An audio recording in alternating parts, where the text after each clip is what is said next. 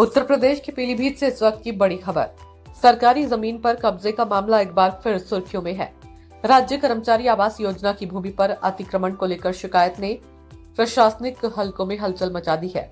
मामला शहर के मोहल्ला बड़ा खुदागंज का है, जहां जिलाधिकारी ज्ञानेंद्र सिंह को दिए गए शिकायती पत्र में गंभीर आरोप लगाए हैं। दावा किया गया कि साल 1968 में राज्य सरकार ने कर्मचारियों के आवास निर्माण के लिए कई गाटा संख्याओं की जमीन अधिग्रहित की थी।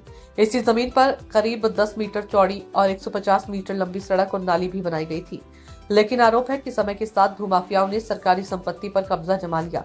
सड़क, नाली और खाली पड़ी जमीन पर मकान खड़े कर दिए गए और कुछ हिस्सों का इस्तेमाल बारात घर की पार्किंग के तौर पर किया जा रहा है।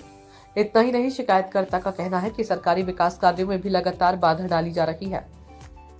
अब सुनिए सबसे बड़ा आरोप। वर्ष 2020 में शिकायत के बाद केवल 3 गाटा संख्याओं की पैमाइश कर रिपोर्ट लगा दी गई, जबकि बाकी जमीनों को जांच से बाहर रखा गया।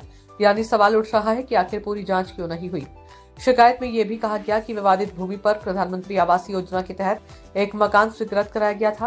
पहली किश्त जारी हुई, लेकिन बाद में भुगतान रोक दिया।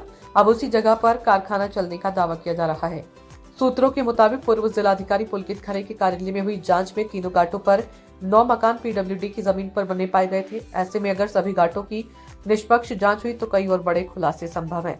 फिलहाल जिलाधिकारी ज्ञानेंद्र सिंह ने मामले को गंभीरता से लेते हुए जय निविनियमित क्षेत्र और ईओ नगर पालिका को मौके पर जाकर रिपोर्ट देने के आदेश दे दिए।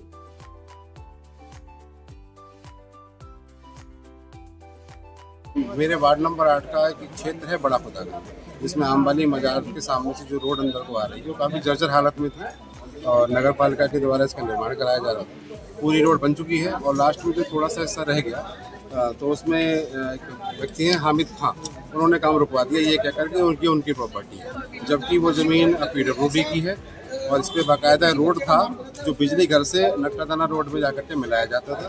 उसका नक्शा भी मेरे पास मौजूद है। एक महोदय हैं डोरी लाल जी, उन्होंने इसका वो लिया था, RTI ली थी, उसके तहत ही उनको दिया गया था, जिसमें ये साफ दिख रहा है कि रोड वहाँ से लेकर पूरी पार में जाती है। इन्होंने बीच रोड पे इन्होंने जगह घेर करके इसमें अपना मकान बनाया।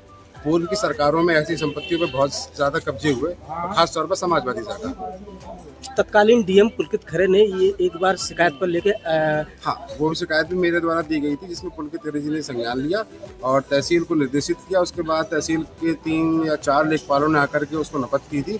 वो रिपोर्ट भी मेरे पास है, लेकिन विभाग इतना उदासीन है पीडब्ल्यूडी, ये रिपोर्ट होने के बावजूद भी ये कब्जे नहीं हटाएगा।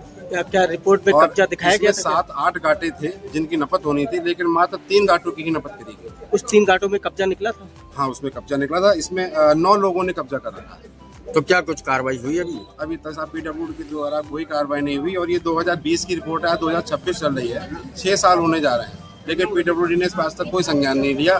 यही कारण है जमीन पे लगातार पीडब्ल्यूडी की जमीन पे जो है कब्जे होते चले जा रहे हैं और इस पर कोई कार्रवाई नहीं हो रही। अब आप क्या चाहते हैं? मैं ये चाहता हूँ पीडब्ल्यूडी और तहसील मिलकर के उस ज़मीन की नपत करे।